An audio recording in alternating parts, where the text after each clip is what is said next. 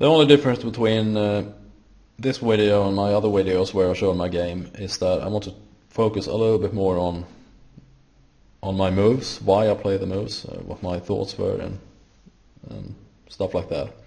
I will also try to understand my opponent's moves, but one has to keep in mind that this was a blitz game, 2 minutes with a second on each move, so it doesn't really give you much time to think, but I'll try anyway to break it down a little bit. So e4, I was black, c5, I c3, so we have a closed Sicilian.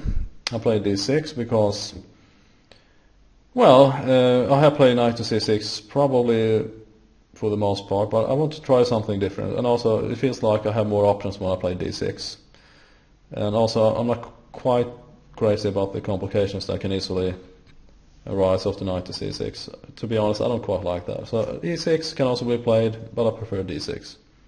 And also if you ever transpose it into the knight order defense, for example knight to f3, let's say, knight f6, d4, takes, and you know, it's a knight off anyway.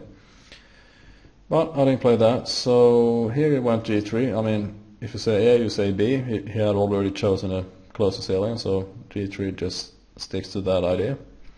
Knight f6, developing a piece on my king side. The main move here is a knight to c6, I believe. Bishop g2, makes sense. Knight to c6. d3. e6.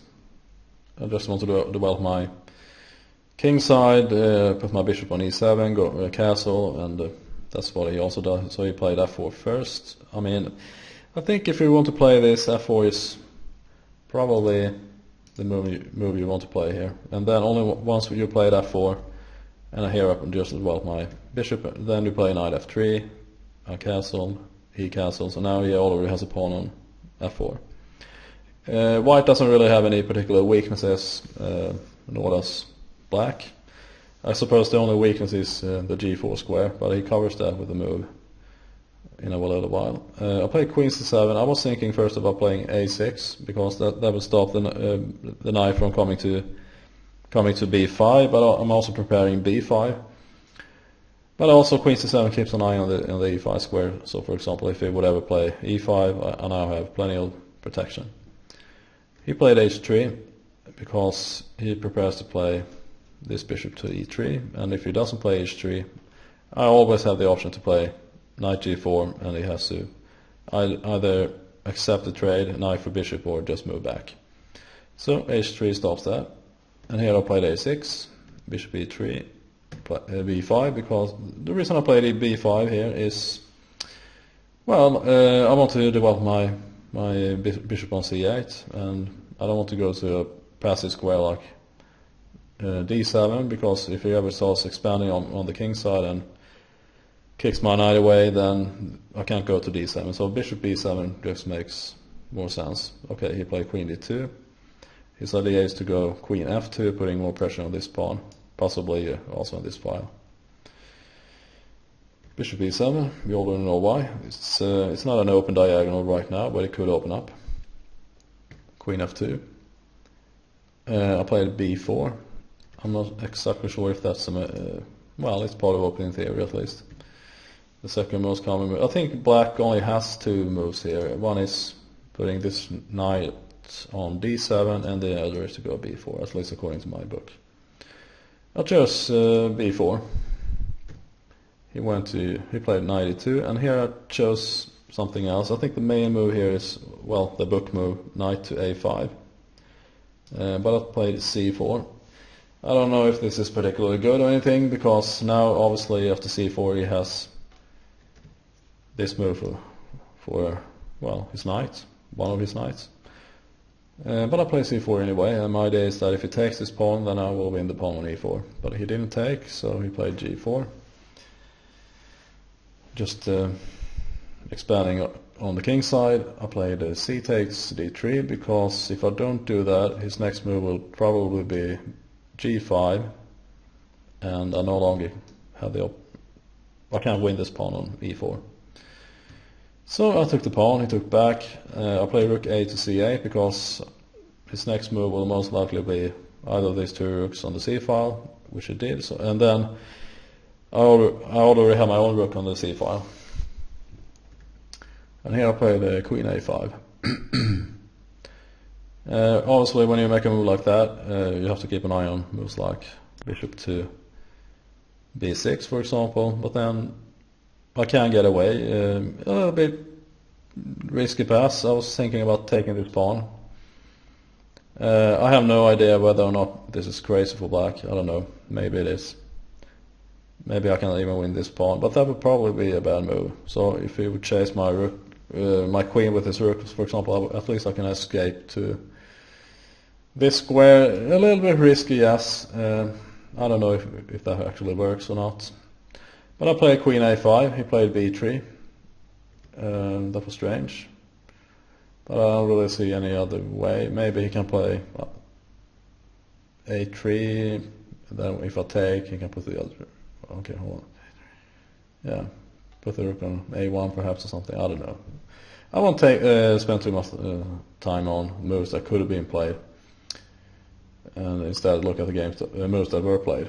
So here he played b3, and I took the pawn. Yeah, I mean, I'll win a pawn. What else can I say? Maybe there is something he can do with his rooks here. I'm not sure. At least he could stop harassing my queen with his rooks.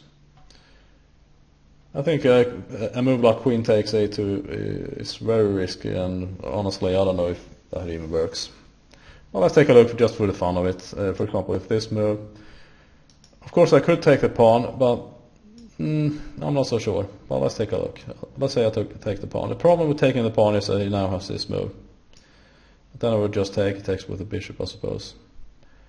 Let's say I do something like this, and I don't take the pawn, I am now threatening this pawn.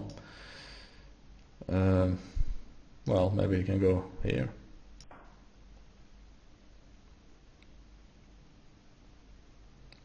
I don't know if that's good. I can either threaten his rook, for example, like this.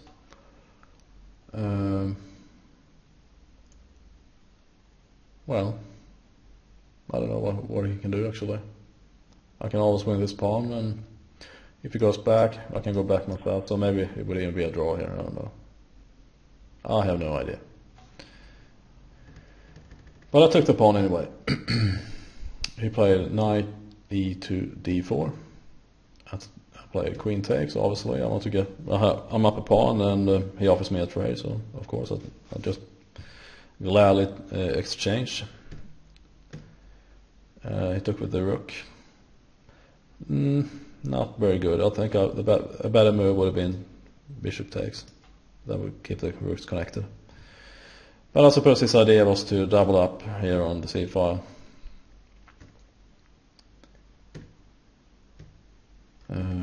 Okay, g5. I don't quite see the point with g5 at this point, because my knight is not even there.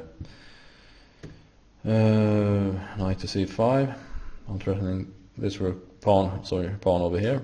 He played knight takes e6. I took that with the bishop, and here we played bishop takes, pawn takes, knight e5, bishop b5.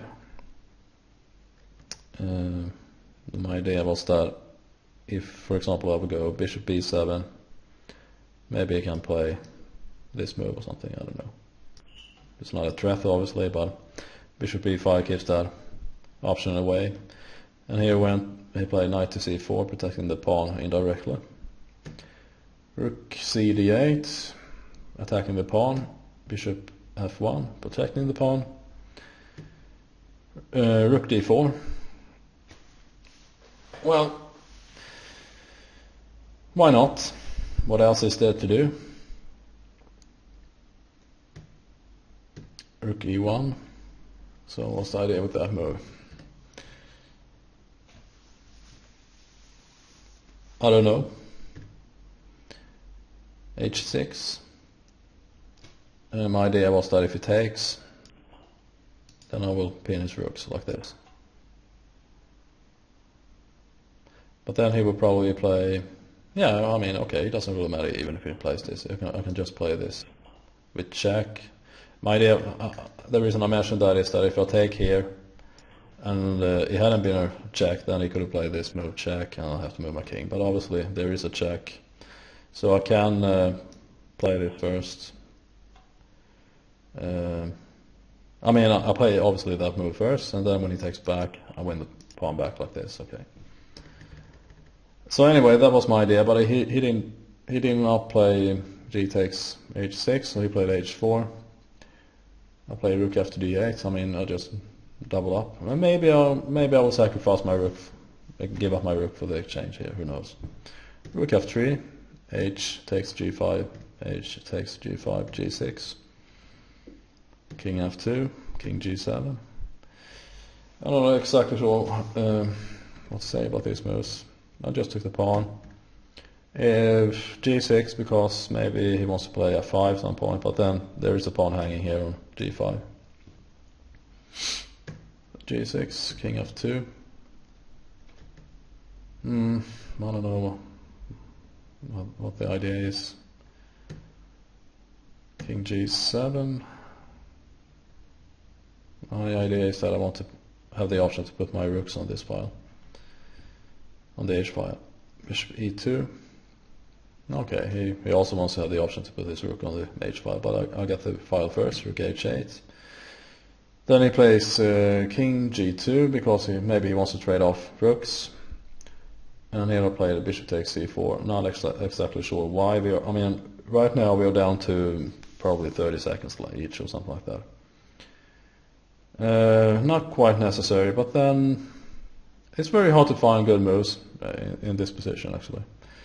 But I took the knight anyway. Maybe I was afraid at some point, perhaps if this file would ever open up, that he has knight to e5. You know, putting more pressure on my f7 pawn or something. But I took the knight, he took back, and here I played e5. That's a little tactics. If he takes, which he did actually, I will win this pawn on g5, and if he plays, okay. The idea was that I can also play rook takes, probably a better move. There really is no way to protect this pawn, and I think that's what I should have played. But I figured that he couldn't protect the pawn anyway, so once he took, I took the g5 pawn, and then he went okay, rook fe1, just, you know, attacking my f7 pawn. I played rook f8, and then he played e6, f6. The f6 pawn is protected by my bishop, obviously, and then he used his pawn to harass my rook a little bit. e7, I played rook e8, and then he used the other pawn, e5. He's just trying to blast things open here on the king side. Obviously I don't want to allow that to happen, so I played f5, rook g3. So even though he's down pawns, and these two guys will obviously drop off anytime, he has managed, even in these last seconds, to create something. It's not going to lead anywhere, but, you know. I played bishop f4, and here he played rook takes f4. Not necessary.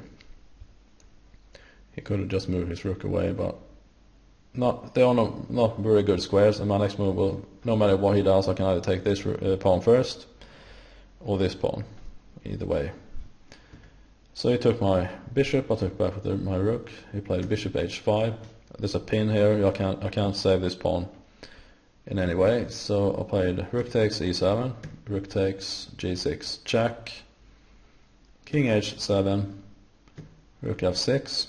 He's hanging by a thread right now. And here I played rook takes e5, bishop g6, very ridiculous. This is not going to... He's just more or less hanging his pawn. Oh, it would have been better, I suppose, to, you know, capture this pawn. Bishop g6, and yeah, the last couple of moves were just made in the last seconds or so. Generally, this game was okay.